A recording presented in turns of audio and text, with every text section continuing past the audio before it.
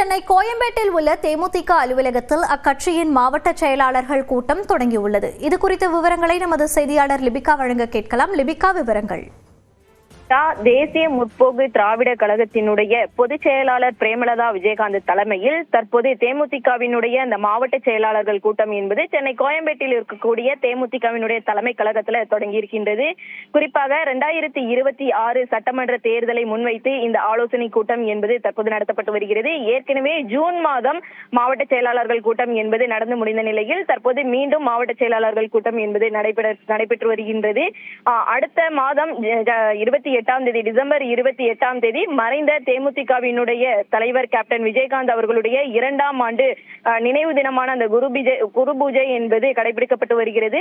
இதற்கு தமிழகத்தில் இருக்கக்கூடிய அனைத்து தேமுதிக தொண்டர்களும் நிர்வாகிகளும் தலைமை கழகத்திற்கு வர வேண்டும். அதே போன்று 2026 சட்டமன்ற தேர்தலை ஆக்கப்பூர்வமாக எதிர்கொள்ள வேண்டும் உள்ளிட்ட கருத்துக்களை இந்த ஆலோசனை கூட்டத்தில் தற்போது விவாதிக்கப்பட இருக்கின்றது.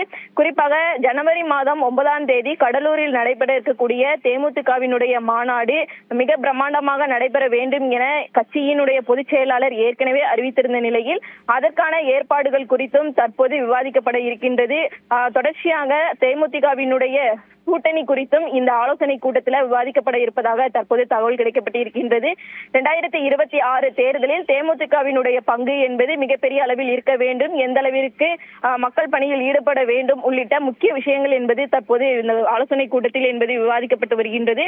தொடர்ச்சியாக கட்சியினுடைய பொதுச் செயலாளர் பிரேமலதா விஜயகாந்த் தலைமையில் நடைபெறும் இந்த ஆலோசனை கூட்டத்தில் கட்சியினுடைய பொருளாளர் LK சுதீஷும் அதே போன்று அவைத் தலைவர் டாக்டர் இளங்கோவன் உள்ளிட்ட முக்கிய நிர்வாகிகளும் இந்த ஆலோசனை கூட்டத்தில் கலந்து கொண்டிருக்கின்றார்கள். குறிப்பாக வரக்கூடிய இந்த 2026 தேர்தல் அது மட்டுமின்றி ஜனவரி 9 நடைபெறக்கூடிய இந்த மாநாடுக்கும் நிதி திரட்டுவது குறித்தும் இந்த ஆலோசனையில் விவாதிக்கப்பட இருக்கின்றது. அதாவது 16 அணிகள் சார்பாக 5 லட்சம் ரூபாயும், மாநில உயர்மட்ட நிர்வாகிகள் மற்றும் பொறுப்பாளர்கள் சார்பாக 10 லட்சம் ரூபாயும் நிதி என்பது பெறப்பட இருக்கின்றது. ஏற்கனவே ஒவ்வொரு ஆண்டும் ஒவ்வொரு முறை தேர்தலுக்கும் தேமுதிகவின் சார்பாக இந்த தேர்தலுக்கு நிதி என்பது பெறப்பட்டு வரும். அந்த வகையில் நடைபெற இருக்கக்கூடிய இந்த தேர்தலுக்கான நிதி என்பதும் தற்போது எவ்வளவு வசூலிக்கப்பட வேண்டும் என்பது குறித்தும் இந்த ஆலோசனை கூட்டத்தில் விவாதிக்கப்பட இருக்கின்றது. மோனிஷா,